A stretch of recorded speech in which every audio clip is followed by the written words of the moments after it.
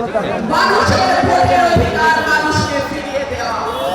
লক্ষ্য আমাদের একটাই, আগামী রাষ্ট্রনায়ক জনাব তারেক রহমানকে বাংলাদেশের মাটিতে ফিরিয়ে আনা।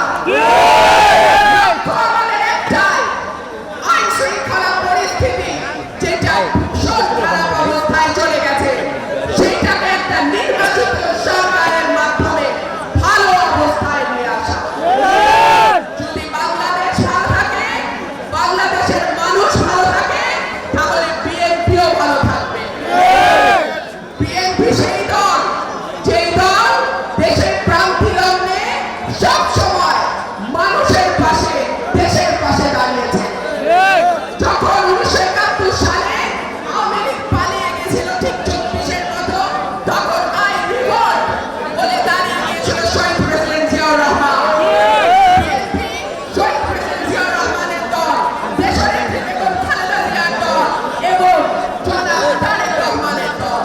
এই বিএনপির দিকে দেশের মানুষ তাকিয়ে থাকে, দেশের 17 কোটি মানুষ আস্থা এবং বিশ্বাস রাখে বিএনপির উপর। সুতরাং আসুন ঐক্যবদ্ধভাবে আমরা আমাদের যে দাবিগুলো আছে সেগুলো আদায়ে একসাথে হাতে হাত রেখে কাঁধে কাঁধ মিলিয়ে আমরা লড়াই চালিয়ে যাব। আপনারা সবাই কষ্ট করে এসেছেন, বিরাট জমায়েত, একটার পর একটা মিছিল আসছে।